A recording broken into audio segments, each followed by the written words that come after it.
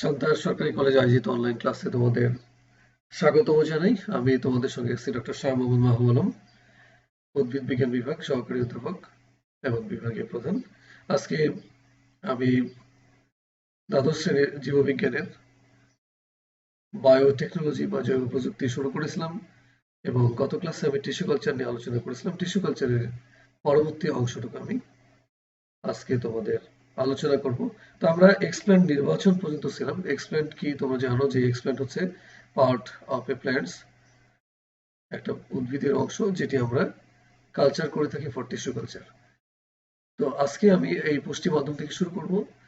Tissue কালচারের জন্য selected কোনো পুষ্টি মাধ্যম নাই। আমাদের উদ্ভিদের বিভিন্নতার উপর ভিত্তি করে বা বিভিন্ন উদ্ভিদ কোষ এবং অঙ্গের কালচারের উপর ভিত্তি করে কিন্তু সিলেকশন করতে হয় পুষ্টি মাধ্যম। তো গবেষণায় বিভিন্ন পুষ্টি মাধ্যমের বর্ণনা জানা গেছে। এর মধ্যে এমএস মিডিয়াম, মোরাসিস অ্যান্ড স্কোগ 1962 এবং বি5 মিডিয়াম, ক্যাম্বল এট অল 1968 মূলত পুষ্টি মাধ্যমের এই দুটো মাধ্যম আমরা ইউজ করে থাকি। পুষ্টি মাধ্যমে কিন্তু উদ্ভিদের জন্য, উদ্ভিদের বৃদ্ধি বিকাশের জন্য গুরুত্বপূর্ণ যে উপাদানগুলো সেগুলো বিদ্যমান থাকে এবং এই পুষ্টি মাধ্যমের অর্থাৎ কালচার মিডিয়া বা মিডিয়ামের যে পিএস এর মান 5.5 থেকে 5.8 রাখতে হয়। তোমরা খেয়াল করো যে নিউট্রিশন মিডিয়াম এটি কিন্তু কাচের বোতলে রাখা আছে এবং কনিক্যাল কাচের বোতলের যে কাভারটা কিন্তু প্লাস্টিকের কাভার দিয়ে কিন্তু করা যায়। এই ক্ষেত্রে টেস্ট টিউব এবং টেস্ট টিউবের মাথায় রাবারের কর্ক আছে এখানে। দেন পুষ্টি মাধ্যম কিন্তু স্বচ্ছ ট্রান্সপারেন্ট হয়ে থাকে এবং জেলির মতো থকথকে, সেমি সলিড বলা হয়ে থাকে, অর্ধ কঠিন বলা হয়ে থাকে এবং সেই পুষ্টি মাধ্যম কিন্তু এটা ফ্রেশ আর এটি কিন্তু ইনফেক্টেড মিডিয়াম, যার মধ্যে কোনো কারণে ফাঙ্গাল ইনফেকশন হতে পারে, ব্যাকটেরিয়াল ইনফেকশন হতে পারে। তো এটি খুব সাবধানে আমাদের পুষ্টি মাধ্যমগুলো রাখতে হয়, স্টেরিলাইজ করতে হয়। আমরা দেখব যে পুষ্টি মাধ্যম জীবাণুমুক্তকরণ কিভাবে করতে হয়। পুষ্টি মাধ্যমকে জীবাণুমুক্তকরণ করতে গেলে অর্থাৎ আমরা পুষ্টি মাধ্যমটা মিডিয়া তৈরি করি কনিক্যাল ফ্লাস্ক অথবা টেস্ট টিউব বা যেখানে হোক, পেট্রি ডিশ হতে পারে, যে কোনো ভেসেলে হতে পারে, মিডিয়াম ঢেলে কটন প্লাগ দিয়ে বা প্লাস্টিকের প্লাগ দিয়ে আমরা লাগাতে পারি। মুখ ভালোভাবে বন্ধ করতে হবে। এরপর এই তরল মিডিয়াকে আমরা 121 থেকে 121 ডিগ্রি সেলসিয়াস তাপমাত্রায় 15 পাউন্ড চাপে অটোক্লেভ মেশিনে 20 মিনিট ধরে স্টেরিলাইজ করতে হয়। এরপর ভেসেলের মিডিয়ামগুলো অটোক্লেভ থেকে বের করে কক্ষ তাপমাত্রায় ঠান্ডা করে দিতে হয়। তোমরা দেখো অটোক্লেভ মেশিন, এখানে নির্দিষ্ট তাপ এবং নির্দিষ্ট চাপ আমরা বলেছি 121 ডিগ্রি সেন্টিগ্রেড তাপমাত্রা এবং 15 পাউন্ড যে চাপ সেই প্রেসারে এবং 20 মিনিট ধরে আমরা এই মিডিয়াগুলো এর মধ্যে অর্থাৎ অটোক্লেভ মেশিনের মধ্যে দিয়ে আমরা এটাকে স্টেরিলাইজ করে নেব। এই সময় পুষ্টি মাধ্যমে জেলির মতো জমাট বেঁধে যায়, অর্থাৎ আমরা যখন পুষ্টি মাধ্যমটা বের করব এবং বলেছি যে এটি অটোক্লেভ থেকে বের করে নর্মাল তাপমাত্রায় রাখা হয় এবং জেলির মতো এটা জমাট বেঁধে যায়। জীবাণুমুক্ত পরিবেশে গবেষণাগারে কাঁচের পাত্রের মধ্যে কৃত্রিম মাধ্যমে এক্সপ্ল্যান্ট থেকে চারা তৈরির পদ্ধতি হলো ইনভিট্রো কালচার। অর্থাৎ আমরা যে পুষ্টি মাধ্যম বা মিডিয়ামগুলো তৈরি করলাম, যে ভেসেলে সেটি টেস্ট টিউব হতে পারে, কনিক্যাল ফ্লাস্ক হতে পারে, ইভেন কাচের বোতল হতে পারে, সেই কাচের পাত্রের মধ্যে কৃত্রিম আবাদ মাধ্যমে যে আমরা কালচারটা করছি এক্সপ্ল্যান্ট কালচার, সেটি কিন্তু এবং এখান থেকে চারা তৈরির পদ্ধতি হলো ইনভিট্রো কালচার। তো টিস্যু কালচারের আরেকটি আমরা নাম বলতেছি ইনভিট্রো কালচার। পুষ্টি মাধ্যমে এক্সপ্ল্যান্ট স্থাপন করবো এবার আমরা। পুষ্টি মাধ্যম আমরা তৈরি করে ফেললাম। বাফার দ্রবণে জীবাণুমুক্ত এক্সপ্ল্যান্ট কনিক্যাল ফ্লাস্ক বা টেস্ট টিউবে রাখা পুষ্টি মাধ্যমে এমনভাবে স্থাপন করা হয় যাতে নিচের কাটা প্রান্তটি পুষ্টি মাধ্যমে স্পর্শ করে বা ভিতরে অবস্থান করে। আসলে এক্সপ্ল্যান্টটা যখন নিতে হয় তখন এক্সপ্ল্যান্টটা আমরা কিন্তু যেটি ইয়ার ল্যামিনার ফ্লো অর্থাৎ যে মেশিন দিয়ে অন করে আমরা ওই মেশিনের ভিতর থেকে কিন্তু অনবরত কন্টিনিউয়াসলি একমুখী জীবাণুমুক্ত বাতাস বেরোয়। সেই ল্যামিনার ফ্লোতে বসে আমরা এক্সপ্ল্যান্ট গুলোকে কিন্তু স্টেরিলাইজ করতে হয়। তোমরা জানো যে এক্সপ্ল্যান্টের সারফেস স্টেরিলাইজেশন করতে হয় এবং সারফেস স্টেরিলাইজেশনের জন্য অ্যালকোহল ইউজ করতে পারি এবং আরো একটি আছে খুবই গুরুত্বপূর্ণ, সেটি হচ্ছে তোমাদের মার্কারি ক্লোরাইড, এটি ইউজ করা হয়ে থাকে। তো এটা সারফেস স্টেরিলাইজেশন করার পরে আমরা এক্সপ্ল্যান্টটাকে কাটার জন্য যে আমরা ইউজ করি ব্লেড বা কাঁচি, সেগুলো কিন্তু ইথাইল অ্যালকোহলে ডুবিয়ে বুরশের বার্নারে হিট করে সেগুলো কিন্তু স্টেরিলাইজ করতে হয় এবং সেটি ঠান্ডা করার পরে এক্সপ্ল্যান্ট আমরা কেটে কেটে টেস্ট টিউবে কিংবা কনিক্যাল ফ্লাক্স যে ভেসেলে মিডিয়াম আছে সেই মিডিয়ামের মধ্যে রাখতে হয় এবং সেটি রাখার বিষয়টি বলা হচ্ছে যে পুষ্টি মাধ্যমে স্পর্শ করে বা ভিতরে অবস্থান করে যেন এক্সপ্ল্যান্টটি। তোমরা দেখো যে এখানে একটা এক্সপ্ল্যান্ট রাখা হয়েছে, এটি কিন্তু নোড, এই নোডের একটা অংশ মিডিয়ামের মধ্যে ঢুকে দেওয়া হয়েছে। তারপরে এই এক্সপ্ল্যান্ট থেকে কিন্তু ক্যালাস ফরমেশন হয়েছে। ক্যালাস হচ্ছে যে একগুচ্ছ কোষ, এটি এক বিশেষ ধরনের সেল ডিভিশন ডি ডিফারেন্সিয়েশন পদ্ধতিতে আমরা যদি ফাইটো হরমোন 2,4-D ইউজ করি, 2,4-D 2,4 হচ্ছে 2,4 অর্থাৎ 2 নম্বর এবং 4 নম্বরে ক্লোরাইড থাকবে, 2,4 ডাইক্লোরোফেনক্সিঅ্যাসিটিক অ্যাসিড। এই হরমোনটা ইউজ করলে কিন্তু এক্সপ্ল্যান্ট থেকে ক্যালাস তৈরি হবে। ক্যালাস হচ্ছে অবিন্যস্ত একগুচ্ছ সেল মাস অফ সেলস যারা কি হয়ে থাকে, যার মধ্যে সেল ডিভিশনটা রেগুলার হয় না, ইরেগুলার হয়ে থাকে এবং আমরা জানি ইরেগুলার সেল ডিভিশনের জন্য এই হরমোনটি কাজ করে এবং এই পদ্ধতি হচ্ছে ডি ডিফারেন্সিয়েশন পদ্ধতিতে।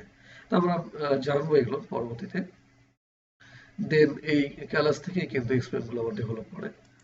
আমরা দেখি যে লক্ষ্য রাখতে হবে যে ছুরি, চিমটা এবং যে স্থানে বসে স্থাপন কাজ সম্পন্ন করা হয়, অর্থাৎ আমি যেটি বললাম ইতিমধ্যে যে কিভাবে এক্সপ্ল্যান্ট স্থাপন করবো আমরা, তাই ইথাইল অ্যালকোহল দ্বারা জীবাণুমুক্ত করা হয়েছে কিনা এটি কিন্তু নিশ্চিত করতে হবে। সম্পূর্ণ প্রক্রিয়াটি একটি ল্যামিনার এয়ার ফ্লো নামক যন্ত্রের সামনে জীবাণুমুক্ত পরিবেশে সম্পন্ন করতে হয় এবং আমরা যেন হাত স্টেরিলাইজ করে নিই বা আমাদের অ্যাপ্রন থাকে, আমাদের নতুন একটা জীবাণুমুক্ত ড্রেস থাকে, সেটি কিন্তু নিশ্চিত করতে হবে। দেন এক্সপ্ল্যান্ট কালচার করব আমরা। এক্সপ্ল্যান্ট মিডিয়ামে স্থাপন হলো, এই অবস্থায় স্থাপনকৃত এক্সপ্ল্যান্ট গুলো বৃদ্ধির জন্য একটা জীবাণুমুক্ত বৃদ্ধি কক্ষে অর্থাৎ গ্রোথ চেম্বারে রাখা হয়। যে গ্রোথ চেম্বার কক্ষ তাপমাত্রা থাকবে 25 ± 2 ডিগ্রি সেলসিয়াস। এখানে আর্টিফিশিয়াল লাইট থাকবে যার ডেন্সিটি থাকবে 1000 থেকে 3000 লাক্স। আমরা একটা এই স্লাইডে দেখি যে গ্রোথ চেম্বারটা দেখো যে আর্টিফিশিয়াল টিউবলাইট ইউজ করা হচ্ছে। এটি একটি গ্রোথ চেম্বার যেখানে কক্ষ তাপমাত্রা আমাদের নিশ্চিত করতে হবে 25 ± 2 ডিগ্রি সেলসিয়াস এবং আপেক্ষিক আর্দ্রতাও কিন্তু এখানে কন্ট্রোল করতে হয়। তো এর মধ্যে আলোর যে তীব্রতা সেটিও কিন্তু খেয়াল করতে হয়। 1000 থেকে 3000 লাক্স, এটা হচ্ছে গ্রোথ চেম্বার। এইবারে আমরা দেখো যে গ্রোথ চেম্বারে রাখলাম এক্সপ্যান্ড থেকে কিন্তু আমাদের এক্সপেকটেশন হচ্ছে যে দুইভাবে করা যেতে পারে, যে ক্যালাস কালচারের মাধ্যম দিয়ে কিন্তু এক্সপ্যান্ড থেকে আমাদের প্ল্যান্টলেটস তৈরি করা যেতে পারে এবং সেখানে কিন্তু উদ্ভিদের ভিন্নতা তৈরি হয়, অর্থাৎ মাতৃ উদ্ভিদ থেকে এর গুণাগুণটা আলাদা হয়ে যাবে, কারণ এখানে মাইটোসিস সেল ডিভিশন অ্যাবনর্মাল হবে due to phyto hormone 2,4-D জন্য। তো এই ক্যালাস থেকে কিন্তু আস্তে আস্তে কিছু এমব্রায়ো ডেভেলপ করে। তোমরা খেয়াল করো যে গ্রিন কালার এমব্রায়ো, এগুলো কিন্তু পরবর্তী থেকে প্ল্যান্টলেটস তৈরি হয়। দেখো গ্রোথ চেম্বারের আপেক্ষিক আর্দ্রতা 70 থেকে 75% নিয়ন্ত্রণ করা হয় এবং 14-10 ঘন্টা আলোক অন্ধকার, এখানে লাইট থাকবে 14 ঘন্টা আর ডার্ক ফেজ থাকবে 10 আওয়ার আর কি। এই 14-10 ঘন্টা আলোক অন্ধকার চক্রে নিয়ন্ত্রণ করা হয়, এটি কিন্তু নিশ্চিত করতে হবে। এতে কয়েক দিনের মধ্যে কোষসমূহ বিভাজিত হয়ে ক্যালাস, আমি যেটি বলছিলাম, অবয়বহীন অবিন্যস্ত কোষগুচ্ছ সৃষ্টি করে, পরে এগুলোকে পুষ্টি মাধ্যমে স্থানান্তর করে পরোক্ষ অঙ্গায়ন প্রক্রিয়ায় নতুন উদ্ভিদ সৃষ্টি করা হয়। অর্থাৎ ক্যালাস যখন তৈরি হবে, ক্যালাস থেকে আমরা যদি এক্সপ্ল্যান্ট যে পেয়েছিলাম সেক্ষেত্রে ক্যালাস থেকে আমাদের নতুন উদ্ভিদ তৈরির ক্ষেত্রে আলাদা একটা মিডিয়ামে এই ক্যালাসগুলো ট্রান্সফার করতে হবে, সেখানে কিন্তু আমাদের রিডিফারেন্সিয়েশন পদ্ধতিতে নতুন একটা প্ল্যান্ট তৈরি হতে পারে, অর্থাৎ এমব্রায়ো ডেভেলপ করে নতুন প্ল্যান্টলেটস তৈরি হবে। দেন চারা উৎপাদন, এই পর্যায়ে ক্যালাস থেকে মুকুলগুলো সাবধানে কেটে নিয়ে নতুন পুষ্টি মাধ্যমে স্থানান্তর করতে হয়, অর্থাৎ ক্যালাসে যে আমাদের প্ল্যান্টলেটস তৈরি হলো ক্ষুদ্র ক্ষুদ্র, সেগুলো কেটে কেটে কিন্তু নতুন পুষ্টি মাধ্যম যেখানে গ্রোথ হরমোনটা কিন্তু আলাদা থাকবে। আমরা জানি উদ্ভিদের বৃদ্ধির জন্য অক্সিন, সাইটোকাইন এগুলো লাগে। তো সাইটোকাইনিন আমরা জানি BAP, বেনজাইল অ্যাডেনিন পিউরিন বা বেঞ্জয়েল অ্যাডিনিনও হতে পারে। এই BAI সঙ্গে আরো কম্বিনেশন হতে পারে, NA ন্যাপথালিন অ্যাসিটিক অ্যাসিড। এই ধরনের কিন্তু ফাইটো হরমোন আছে, এই হরমোনগুলো কিন্তু আমাদের কাজে লাগে। তো এই হরমোনগুলো ইউজ করে দেখো যে আমার যে ক্যালাস তৈরি ছিল, ক্যালাস গুলো প্ল্যান্টলেটস থেকে আমার নতুন যে উদ্ভিদ, সেই উদ্ভিদগুলো তৈরি হয়েছে এখানে। এই উদ্ভিদগুলো কিন্তু অনেকটা ম্যাচিউর হয়ে গেছে। এই প্ল্যান্টগুলো কিন্তু মূল তৈরি হয়নি, খেয়াল করো, এখানে শুধুমাত্র কাণ্ডের বৃদ্ধি হয়েছে। তো এই মূল তৈরির জন্য কিন্তু আলাদা পুষ্টি মাধ্যম দরকার হয়, এবং এই পুষ্টি মাধ্যমগুলোর মধ্যে অক্সিন, ফাইটোহরমোন অক্সিনের মধ্যে আছে তোমার ন্যাপথালিন অ্যাসিটিক অ্যাসিড, সেটা হতে পারে, সেই অক্সিনটা ইউজ করা হতে পারে। তারপরে তোমার কিছু ফাইটোহরমোন যেমন BAP, সেটা ইউজ করা হতে পারে। তো এই মূল তৈরির জন্য সেই মাধ্যমগুলো আমরা ইউজ করবো ফাইটোহরমোন যুক্ত। আগের মতো জীবাণুমুক্ত পরিবেশে সম্পূর্ণ করে পুনরাবৃদ্ধি কক্ষে স্থানান্তর করা হয়। অর্থাৎ আমরা যে প্ল্যান্টটা পেলাম, এই অনুচারাগুলো কেটে নতুন মূল তৈরি, সেই মূল তৈরির মাধ্যমে আমরা কিন্তু দিব এই অনুচারাগুলো, এবং রুট তৈরি হবে। এবং সেই পুষ্টি মাধ্যম অবশ্যই হবে রুট তৈরির জন্য অক্সিন। যেমন অক্সিনের জন্য NA naphthalene acetic acid, IBA indole three butyric acid, এগুলো হচ্ছে আমার রুট তৈরির ফাইটোহরমোন। এই যে বৃদ্ধি হরমোন যুক্ত পুষ্টি মাধ্যমে বিভিন্ন ধরনের বৃদ্ধি হরমোন যুক্ত করতে হয়, এবং এখানে মূল ধারণ করে এরা আকারে বৃদ্ধি পেতে থাকে, এবং পুষ্টির মাধ্যমে শত শত ক্ষুদ্র চারা বা অনুচারা তৈরি করা সম্ভব হয়। আমরা এখন দেখি যে এই যেমন আমরা এটি একটি অনুচারা, সেখান থেকে কিন্তু রুট ফর্মেশন হয়ে গেছে, মূল তৈরি হয়েছে। এবং মূল তৈরির জন্য অবশ্যই রুট তৈরির জন্য যে ফাইটো হরমোন, উদ্ভিদ হরমোনগুলো, অক্সিন ইউজ করতে হবে, সাইটোকাইনিন নয়। অক্সিনের মধ্যে এটি আমি বলেছি IBA হতে পারে, ইন্ডোল 3-বিউটারিক অ্যাসিড, NAA হতে পারে, ন্যাপথালিন অ্যাসিটিক অ্যাসিড হতে পারে, ঠিক এই ধরনের হতে পারে। তো এই রুট যুক্ত যখন প্ল্যান্টলেটস তৈরি হয়ে গেল আমাদের, তখন কিন্তু এই অনুচারাগুলো আমরা কি করব, রুট সহ মিডিয়ামটা পরিষ্কার করে ধুয়ে নিব, এবং এদেরকে আমরা পরবর্তীতে গ্রোথ চেম্বারের মধ্যে এটি কিন্তু আমাদের, যেহেতু অনুচারাগুলো খুবই সেন্সিটিভ পরিবেশে বৃদ্ধি পেয়েছে, এদেরকে গ্রোথ চেম্বারে কিছুদিনের জন্য নতুন একটা স্টেরিলাইজ সয়েল যুক্ত পটে কিন্তু আমরা লাগাবো। তো খেয়াল করি দেখো, টবে স্থানান্তর যেটা আমরা বলতেছি, এবং এটিকে আমরা এই পদ্ধতিতে জন্মানো উদ্ভিদ বাইরের প্রাকৃতিক পরিবেশে সরাসরি অভিযোজিত হতে পারে না, অর্থাৎ অ্যাডাপ্টেশন হতে পারে না। তাই পর্যায়ক্রমিক অভিযোজন ধাপ অনুসরণ করে এগুলোকে প্রাকৃতিক পরিবেশে স্থানান্তর করা হয়।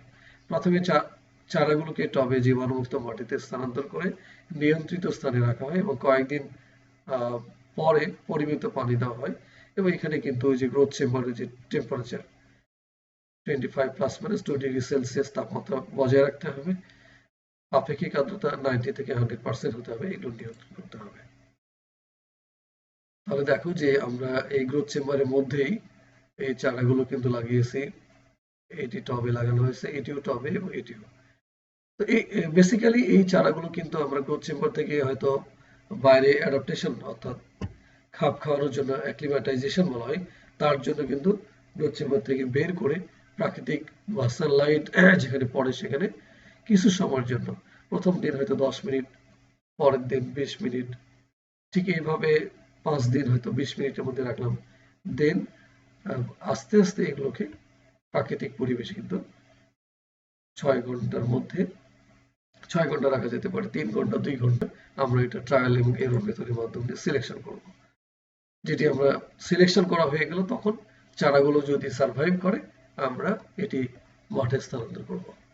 চারা সহ টবগুলোকে মাঝে মাঝে বাইরের প্রাকৃতিক পরিবেশে রেখে দেওয়া হয়, যাতে চারা পরিবেশে খাপ খাইয়ে নিতে পারে, যেটি আমরা বললাম যে অ্যাডাপ্টেশন হতে পারে। পূর্ণাঙ্গ চারা উদ্ভিদগুলো সতেজ এবং সবল হয়ে উঠলে এদেরকে প্রাকৃতিক পরিবেশে মাটিতে লাগানো হয়ে থাকে। তো চারাগুলো যদি সতেজ সবল হয়ে থাকে এবং তারা অ্যাডাপ্টেড হয়ে থাকে, তাহলে এগুলোকে আমরা ন্যাচারাল যে এনভায়রনমেন্ট সেখানে সেই মাটিতে লাগাবো। এইভাবে টিস্যু কালচারের মাধ্যমে এক্সপ্ল্যান্ট থেকে নতুন চারা জন্মানো হয়। তোমরা খেয়াল করো যে একটা এক্সপ্ল্যান্ট থেকে কিভাবে আমরা তৈরি করছি। এই যে মাঠে কিন্তু আমরা চারাগুলো লাগালাম নির্দিষ্ট পরিবেশে, এটি অনেকটা গ্রিন হাউসের মতোই আছে, সেই পরিবেশে লাগানো হলো। তারপরে এটা আস্তে আস্তে ফিল্ডে কিন্তু স্থাপন হবে। দেখো যে এই একটা সম্পূর্ণ স্লাইড, যেখানে ক্যালাস এক্সপ্ল্যান্ট, এটি এক্সপ্ল্যান্ট থেকে ক্যালাস ফরমেশন, ক্যালাস থেকে এমব্রায়োজেনিক সেল, এমব্রায়োজেনিক সেল থেকে এমব্রায়ো ডেভেলপ, দেন এটি কিন্তু এক্সিয়াল বার্ড অনেকগুলো তৈরি করে, অনেকগুলো প্ল্যান্টলেটস, দেন এটা আমরা স্থানান্তর করেছি টবে, এবং টব থেকে আমরা মাঠে স্থানান্তর করতে পারবো। দেখো যে মাঠে স্থানান্তর করে আমরা এই চারাগুলো তৈরি করতে পারি। ধন্যবাদ সবাইকে আমার সঙ্গে থাকার জন্য। আশা করি তোমরা পড়াশোনা করছো ভালোভাবে। তোমাদের অচিরেই কলেজ খুলে যাবে, তোমাদের সঙ্গে দেখা হবে এই প্রত্যাশা করি, এবং তোমাদেরকে সুস্থ থাকো, ভালো থাকো এই কামনা করে আমি আজকের মতো শেষ করছি। ধন্যবাদ সবাইকে।